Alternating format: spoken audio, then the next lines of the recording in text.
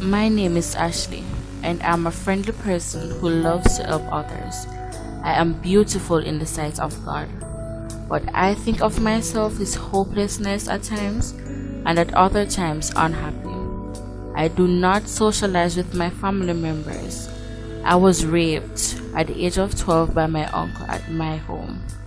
I remember I was sleeping one night and my uncle came over me with a machete and demanded sex. I did not fight him because I was afraid he would kill me. It was a painful experience. After he was done, he told me if I tell anyone, he would kill me and that no one would believe me. So I kept it to myself as if everything was okay. I wanted to kill myself because of what he did to me. I was not ready for sex. I wanted to enjoy my childhood days. The worst thing is that it happened over and over.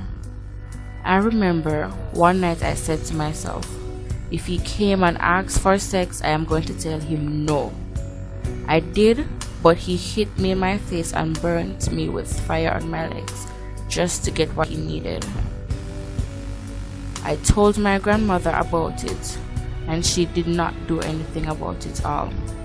She said I was lying and that I should leave the house. I cried when she told me that because I said to myself, how could she do that as a grandmother? I had nowhere to go, so I stayed. My abuser had sex with me almost every night for 5 years straight. I remember wearing shorts to bed to prevent the abuse, but he would use something to cut it out to have sex with me. I could not even talk to boys. If he saw me, he would hit me or tell me if he sees me with any males, he's going to kill me. I remember one night I was sleeping and my grandmother woke up and said she saw my uncle with a knife over me. Both of them started to quarrel, so I went outside and started to cry and asked God, why me? I wanted to tell my dad, but I did not know how to tell him. So I kept it to myself, and that is when I started writing about what was happening to me. A neighbor went to my school one day and told the children that I was letting my uncle have sex with me. Everyone looked at me, so I ran off to hide and cry in the classroom.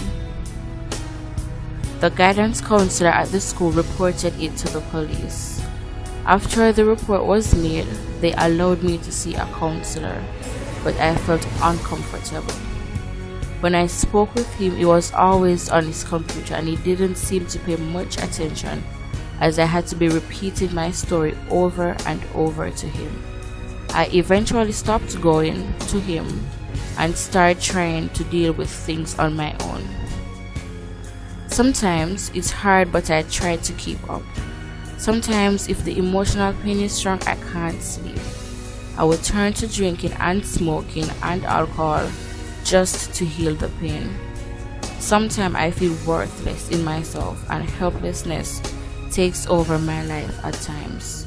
I never seem to get things right at times, but I am trying my best.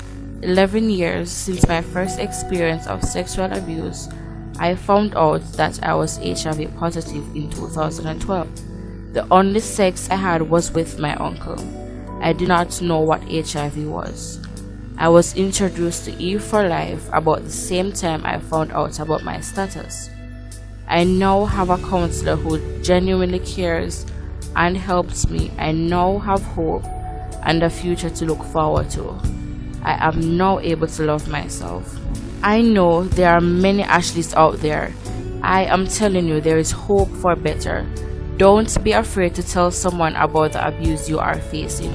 It is time for communities, families to break the silence on sexual abuse of young girls.